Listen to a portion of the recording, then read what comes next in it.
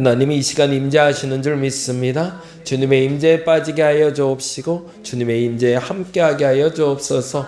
소통하게 하소서. 주님과 소통하게 하시고 주님과 대화하게 하시고 주님과 만나게 하시고 주님과 대화하며 이 모든 것들을 풀어가게 하여 주시옵소서. 문제와 염려와 걱정 가운데서 이제 빠져나올 수 있도록 하여 주시며 하나님이 주신 참된 평강 가운데 들어가게 하여 주시옵소서. 나사렛 예수 그리스도의 이름으로 명하노니 모든 염려와 걱정은 사라질지어다. 나사렛 예수 그리스도의 이름으로 명하노니 하나님의 평강이 임할지어다. 나사렛 예수 그리스도의 이름으로 명하노니 내 안에 성령의 임재를 체험할지어다. 하나님 저들이 성령의 임재하심을 체험하게 하여 주시며 하나님의 평강을 체험하게 하시고 하나님의 기쁨을 체험하게 하시고 하나님의 실학을 체험하게 하시며 하나님의 마음을 피부로 마음으로 가슴으로 느끼게 하여 주시옵소서.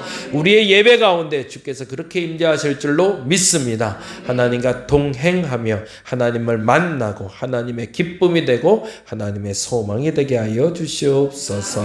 오늘 이 시간에 함께 기도하기를 원합니다. 각 가정의 대소사를 놓고 기도합니다. 주여 만지시고 채우시고 함께 하여 주시옵소서. 우리 김민정 원사님 믿음이 견고해지게 하여 주시옵소서. 조명건 집사님 그 자녀들을 지켜 주옵소서. 조병빈 집사님 영적으로 육적으로 정신적으로 강건하게 하여 주시옵소서. 김영균 집사에게 믿음을 허락하여 주옵시고 믿음의 기업을 만들게 하시고 믿음의 일꾼 되게 하여 주시옵소서. 이정원 이나라 신슬기 이보라 믿음의 어머니 믿음의 아버지 되게 하여 주시고 오빌이 번창하게 하시고 하나님 쓰임받기 합당한 기업 되게 하여 주옵소서.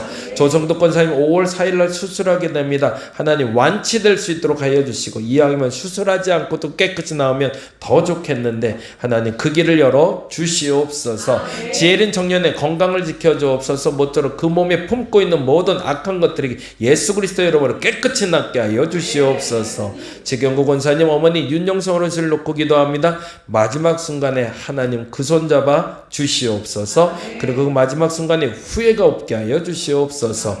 박순남 집사님, 조도영 성도, 강미라 성도, 문정단 성도, 김성탄 성도, 이서정 성도, 김혜린 성도 믿음이 성장해 가고 있습니다. 주일 성수하게 하여 주시며 예수 믿게 하여 주시며 예수의 복을 누리게 하여 주옵시며 하나님의 말씀의 사람들이 되게 하여 주시옵소서.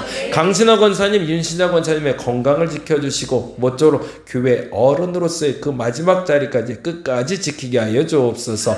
박현숙 권사님의 아픈 허리와 다리를 주께서 만져주시고 치유하여 주시되 기도할 때마다 응답하소서. 기도할 때마다 응답하여 주옵소서. 함께하여 주시옵소서. 한영교 성도와 함께 하시고 예수 만나게 하여 주옵소서. 이번 기회에 예수 만나게 하여 주시옵소서. 장유명 집사님의 오빠와 언니를 놓고 기도합니다. 병실에 있을 때 어디에 있다든지 하나님이 함께 계신 줄 믿사오니 하나님의 현존을 체험하게 하여 주옵시며 더 늦기 전에 예수 앞에 돌아올 수 있는 저들 되게 하여 주옵소서. 전우숙 집사님, 송희선 집사님, 전지현 학생, 이범석 집사님, 권모경 집사님 그리고 하나님이 예비한 사람들 우리가 기다립니다. 그들을 맞이할 준비를 하게 하여 주시고 함께할 준비를 하게 하여 주시며 함께할 때 주님의 공동체가 더 확대되게 하여 주시고 주님의 사역이 더 넓어지게 하여 주시옵소서. 오늘 예배를 위해서 수고하고 애쓴 몸을 이끌고 이 자리에 나왔습니다. 저들이 피곤치 않게 하여 주시며 곤비치 않게 하여 주시며 말씀 가운데 서게 하시고 무엇보다 기도의 시간을 놓치지 않고 기도하여 저들이 받아야 될 그 응답을 반드시 받고 돌아가게 하여 주시옵소서. 감사합니다. 고마우신 예수님 이름으로 기도드립니다. 아멘, 아멘. 오늘은 창세기 25장 1절에서 10절 말씀이 됩니다.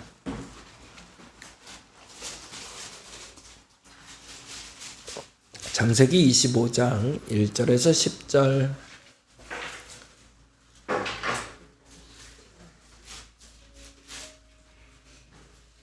저 뒤에를 좀 꺼줬으면 좋겠다, 여보. 네. 이게 생각보다 소리가 크게 들리네요. 창세기 25장 1절에서 10절 우리 같이 한 목소리로 읽겠습니다. 아브라함이 후처를 맞이하였으니 그의 이름은 구두라라. 그가 시므란과 욕산과 무단과 미디안과 이스박과 수아를 낳고, 욕사는 스바와 드단을 낳았으며 드단의 자손은 아수르 족속과 르드시 족속과 르우미 족속이며, 미디안의 아들은 에바와 에벨과 한옥과 아비다와 엘다아이니 다 그두라의 자손이었더라. 아브라함이 이삭에게 자기의 모든 소유를 주었고 자기 서자들에게도 재산을 주어 자기 생전에 그들로 하여금 자기 아들 이삭을 떠나 동방 곧 동쪽 땅으로 가게 하였더라. 아브라함의 향년이 175세라. 그의 나이가 높고 늙어서 기운이 다하여 죽어 자기 열조에게로 돌아가매, 그의 아들들은 이삭과 이스마엘이 그를 마므레 앞 헷족속 소알의 아들 에브론의 밭에 있는 막벨라 굴에 장사하였으니, 이것은 아브라함이 헷족속에게서 산 밭이라. 아브라함과 그의 아내 사라가 거기 장사되니라. 아멘. 네, 오늘 제목은 후처 그두라라는 제목으로 같이 좀 말씀 나누려고 합니다. 한 10분 정도 최대한 줄여서 같이 설교하고요. 그리고 한 20분 정도 같이 기도하고 돌아가는 시간 갖도록 하겠습니다. 웬만하면 이제 홀리위크 할 때는 기도 시간을 좀 더 많이 드릴 수 있도록 해볼게요. 그래서 여러분의 기도 소리가 좀 제대로 자리 잡고 그리고 쭉쭉 나갈 수 있으면 좋겠습니다. 아브라함의 일대기를 잠깐 좀 보면요, 사라가 죽은 후에 후처를 드리기까지의 과정이 다음과 같습니다. 75세 때 하나님께 부름을 받거든요. 정확히는 한 60세 때 아버지를 통해서 가나안으로 가야 한다 얘기 들었는데, 그때 나이가 사라가 65세. 100세에 아이를 낳습니다. 그때 나이 사라가 90세. 그리고 아내가 세상을 떠납니다. 127세에 사라가 떠나고 137세가 된 아브라함은 비로소 혼자가 됩니다. 그리고 175세에 아브라함이 세상을 떠나는데, 정확히 언제 결혼했는지는 알 수 없지만 137세가 된 아브라함은 그의 아내가 떠난 후에 후처를 드립니다. 이게 대단한 거죠. 그렇게 또 아내가 필요했을까? 그때도 또 근데 참 이상하죠. 그렇죠? 남자들이란 이게 신기한데 이걸 어떻게 해석해야 될지 모를 정도로 좀 황당한 일이죠. 그래요. 그냥 반토막 낸다 해도 이게 얼마야 도대체. 반토막 내도 80, 90이 넘으면 이거는 그래도 아닌 것 같아요. 강진호 권사님이 재혼한다고 생각하면 좀 그렇지 않아요? 이게 조금 좀 당황스럽잖아. 그렇죠? 그쵸. 이게 상황이 그래요. 어찌됐든. 근데 그때 당시에 아브라함은 그래도 정조를 지킨 거거든요. 네, 여자처럼. 남자도 정조를 지킨 거라. 사실은 사라가 허락하지 않는 한 다른 여자를 넘보지도 않았고 보지도 않았던 남자. 이게 굉장히 중요해요. 지금 아브라함을 볼 때, 그래서 우리가 지금 세 가지를 봤으면 좋겠다고 얘기하고 싶어서 오늘 이 본문을 갖고 왔는데요. 첫 번째는 다음과 같습니다. 성경에 등장하는 영혼은 없다는 겁니다. 우리는 착각은 아니지만 기대를 갖고 있어요. 성경의 인물은 좀 괜찮아야지. 좀 나아야지. 최소한 나보단. 그리고 조금 좀 멋스러워야 되고, 좀 이렇게 범접하지 못할 만큼 위대함도 좀 있었으면 좋겠고. 근데 여기 써있는 대로 아브라함은 완벽한 신앙의 인물은 맞습니다. 세 가지 고난 중에 마지막 고난인 하나님의 시험도 통과했어요. 시험 얘기는 좀 이따 할게요. 결국 근데 그도 우리와 같은 인간이라는 거죠. 성경은 아주 집요하게 여기를 쫓아갑니다. 그래서 그의 완전을 얘기해 주지 않아요. 그의 부족을 얘기해 주고 있죠. 왜 그럴까요? 성경은 완전한 사람을 만들어내는 것이 목적이 아니라 하나님의 사람을 만들어내는 게 목적이라. 그럼 하나님의 사람은 뭘까요? 스스로 자기의 약함을 인정하는 겁니다. 그리고 그 인정한 대로 살아가는 사람을 만들어내는 게 하나님의 목적이지. 하나님은 당신을 믿었기 때문에 세상에 좀 완벽한 사람을 만드는 게 목적이 아니었던 거죠. 그런 면에서 보자면 아브라함도 우리는 볼 수 있어야 됩니다. 지극히 인간적인 사람이었다는 거죠. 근데 우리보다 조금 더 하나님과 가까워지려고 애썼고, 그래서 그 고난에 대해서 이야기할 때 세 가지 얘기했었죠. 요거는 계속 생각해 보세요. 오늘 새벽에도 말씀드렸는데 고난이 세 가지라고 그랬어요. 첫째는 내가 잘못해서 힘들 때가 있어요. 100% 있어요. 90% 이상. 내가 잘못한 거예요, 내가. 내가 잘못해서 힘들지, 사실은 내가 잘했는데 힘든 경우는 거의 없어요. 근데 중요한 건 그것만 인정하면 빠져나갈 수 있는데 인정을 못하니까 일이 자꾸 커지는 거죠. 두 번째 고난, 사단이 주는 게 있다고 그랬어요. 이건 어떻게 이겨내자고 그랬죠? 예, 그렇죠. 사단은 끊임없이 하나님과 나를 밀어내려고 하거든요. 나하고 하나님하고 있는 게 너무 보기 싫으니까.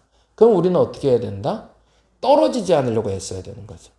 그래서 이때는 제일 먼저 주는 마음이 게으름, 그리고 예배드리기 싫어지고 말씀 보기 싫어지고 기도하기 싫어지고. 아니 그냥 조금 느슨해지는 거야. 아, 오늘은 좀 피곤해서, 오늘은 힘들어서. 그 핑계가 긍정적으로 여겨져요. 왜? 그래야 내가 좀 쉴 것 같거든요. 그런데 그게 슬쩍 찾아오는 사단의 계략이라는 거죠. 왜? 하나님과 내가 가까워지면 안 되니까. 그들 입장에서. 세 번째로 중요한 게 있다고 했죠. 사단도 가만히 있고. 내가 잘못한 건 없는데 어려워질 때. 물론 상황이 어려워서 그럴 때도 있지만 뭐다? 하나님의 연단이다. 이때는 조금 성숙을 위한 과정이기 때문에 매우 중요하게 우리가 명료한 질문을 던질 수 있어야 되죠. 그 질문은 뭐죠? 내가 무엇을 순종할까? 그래서 아브라함은 이 세 번째 시험까지 통과해 버립니다. 이삭을 바치는 장면이 그랬죠. 내게 가장 소중한 것이 무엇이냐? 하나님 당신입니다라고 고백하는, 그게 굉장히 멋있는 고백이고 정말 대단한 고백이죠. 근데 그럼에도 불구하고 그도 그때 당시에 그저 그렇게 살아가는 한 남자에 불과했다는 거죠. 이 말은 저와 여러분이 인정해야 된다는 거예요. 내가 아무리 하나님을 잘 믿어도 별 수 없는 존재라는 거. 근데 그걸 인정하는 순간 좀 자유로워져요. 어제는 진짜 은혜 많이 받은 것 같은데 오늘 아침부터 또 확 또 뭐가 일어나고 또 입에서 뭔 소리가 확 나오고 어쩔 수 없다고 인정해야 돼요. 근데 더 중요한 건 그런 나를 인정하고 돌아섰을 때 하나님이 또다시 나를 맞이해 준다는 거죠. 그게 은혜라는 것을 아는 게 진짜 신앙의 가르침이고 성경의 가르침입니다. 그래서 성경에 그 위대한 다윗도 무너지고요. 아브라함도 무너지고 모세도 무너지고 다 무너져요. 왜? 그게 인간이라는 걸 알려주는 거죠. 두 번째로 현실과 계리를 인정해야 됩니다. 아브라함 얘기를 들으면서 특히 구약을 읽다 보면 답답해요. 이놈의 전쟁, 이게 하나님 뜻이 맞아? 사람 죽이는 건데 아이 저렇게 후쳐 제쳐, 아 이건 아니지 않아? 어떻게 줄줄이 애들을 저렇게 다른 여자 데려다 계속 낳는 것도 맞다고 하나님 그러시지? 우리가 생각할 땐 납득하지 않는 단어들이 많이 나와요. 이유가 있어요. 성경의 시대와 문화가 우리의 시대와 문화는 전혀 다른 2000년 전, 3000년 전, 4000년 전 이야기이기 때문에 그렇습니다. 그걸 인정하지 않으면 이상한 해석을 하게 돼요. 그래서 레위기의 해석을 그대로 바꿔서 지금 자꾸 적용하려고. 예를 들어서 레위기에 전 돼지고기 먹지 말라고 그랬다고 돼지고기 바득바득 안 먹으려고 듣는 사람들이 있고요. 음식뿐만 아니라 생활 패턴도 사실은 과거와는 달라지고 있습니다. 예전엔 정말 여자가 하잘 것 없는 존재라고 인정을 했어요. 여자들도. 그래서 그렇게 살았을 수밖에 없었어요. 근데 자각하게 됐잖아요. 여성이라는 존재를 알게 됐고요. 과거에는 걔가 그래서 그 표현 많이 쓰는데 성경에서 나온 게 흑백 논리잖아요. 선이 있고 악이 있다고 얘기하잖아요. 그래서 검은 건 나쁜 거, 흰 건 좋은 거 이렇게 갔단 말이죠. 그래서 당연히 백인은 좋은 거, 흑인은 나쁜 거 이렇게 된 게 미국 그리고 영국의 노예제도였단 말이죠. 그게 당연했단 말이죠. 근데 우리는 그거 당연하다고 얘기하지 않습니다. 왜요? 그때 문화가 그랬던 거고요. 심지어는 지난번에도 한번 얘기했죠. 워싱턴에게도 성적인 노예가 따로 있었대요. 아예. 흑인 중에 노동하는 노예가 따로 있고 성적인 쾌락을 채우기 위한 노예가 따로 있었다고 그래요. 근데 그게 미국의 건국의 아버지라고 부르는 사람이니 그건 당연한 문화였던 거지 당시에. 근데 시간이 지나고 나니 그건 아니지라고 밝혀지는 거죠. 성경이라고 구약의 이야기가 지금의 얘기에 적용될 수 있는 문화는 아닐 수도 있다는 걸 인정해야 됩니다. 그렇지 않으면 아브라함이 또 미워지기 시작하는 거죠. 이 사람 또 이상한. 그 나이에 굳이 무슨 결혼까지? 왜? 그때 당시엔 한 명이라도 더 생산을 해서 그 부족을 확산시키는 게 목적이기 때문에. 그런데요, 여기서 그래서 우리가 봐야 될 게 세 번째예요. 아브라함은 평안했다는 거예요. 그도라를 얻었을 때 사라가 죽고 나서 마음에 불편함이 있지 아니하고 평온했다는 게 독특해요. 지금 우리말로 따지자면 아유 손가락질 당할 만한 짓이잖아요. 근데 그렇지 않더라는 거죠. 아브라함이 믿음의 여정을 출발한 후 100년이 175세가 되어서 세상을 떠나는데 그 마지막이 평온했다는 말을 오늘 25장에서는 해주고 싶은 거예요. 근데 왜 평온했냐는 거죠. 당시의 문화대로 살면서 하나님과 동행했기 때문에가 정답입니다. 그럼 우리가 평안하려면 어떻게 해야 될까요? 우리의 문화에 잘 적응하면서 하나님과 동행해야 평안한 겁니다. 과거 레위기의 문화에 적응하면서 하나님과 동행하는 건 불협화음이에요. 그래서 교회 문화가 어느 날부터인가 80년대, 90년대로 묶여 있어요. 더 앞으로 못 나가요. 그 언제적 성경학교를 지금도 해요. 언제적 수련회를 지금도 하고 있고요. 그걸 문화라고 우리가 알고 있었기 때문에 그 문화가 굳어버렸어요. 그래서 거기를 빠져나오질 못하고 거기에 묻어있는 우리가 있습니다. 그래서 우리도 안혜영 권사님이 잘해주시긴 한데 교육 쪽에 담당하는 전문가가 교회는 없어요. 안타깝게도. 교육 전공자들이 교육 목사가 되는 경우가 별로 없고요. 솔직히 말하자면 교육학교 교사를 하는 분들 중에 교사 자격증이 있거나 교사에 탁월한 달란트가 있는 사람이 많지 않아요. 뭐 갖고 했죠? 예전에 그랬어요. 고등학교 졸업하고 청년 되면 보조교사로 그냥 데려가요. 쓸만하거든요. 많은 일 하고. 그리고 애들하고 관계하면 그냥 정교사 해줘요. 그리고 애들을 가르쳐요. 건강한 교육 불가능하죠, 사실은. 좀 더 앞으로 나갈 수, 물론 신앙의 교육에는 다르다라고 우리 애들로 표현하지만 솔직히 인정해야 됩니다. 뒤처지고 있거든요, 교육이. 조금 더 앞서 갈 수 있는 교육 문화가 우리 안에 들어와야 되죠. 그러면 현장에서 우리가 해야 될 게 뭘까? 우리의 지금의 문화를 인정하고 습득하고 그리고 하나님과 동행하는 게 정답이라는 겁니다. 조금 불편하실 수 있어요. 그 불편함이 저도 느끼는 건데 코로나 이후에 너무 많이 바뀌었어요. 문화가. 근데 이 문화에 우리는 적응해 가야 됩니다. 익숙해질 필요가 있죠. 한번 볼까요? 아브라함 1절부터 다시 한번 볼게요. 아브라함이 후처를 맞이하였으니 그의 이름은 구드라라. 굳이 왜 아브라함의 죽음 앞에 이 단어를 쓰기 시작했냐는 거예요. 당시의 문화에 맞게 살아가고 있다는 얘기를 하고 있는 거예요. 만일에 이게 아브라함이 그때 문화를 넘어서서 잘못 살고 있으면 결과가 안 좋아야 돼요. 늙어서 버림받아야 되거든요. 근데 그렇게 성경 흘러가지 않아요. 2절에는 아이들 이름 나오고 3절에도 아이들 이름이고 4절에도 아이들 이름 나온 다음에 5절이 이렇게 나와요. 아브라함이 이삭에게 자기의 모든 소유를 준대요. 근데 아무도 뭐라 하지 않아요. 그리고 6절에 자기 서자들에게도 재산을 또 적당히 나눠줘서 생전에 그들로 하여금 자기 아들 이삭을 떠나 동방 곧 동쪽 땅으로 가게 해. 그러니까 서로 부딪히지 않게 했다는 거죠. 그 다음에 7절 175세에 죽습니다.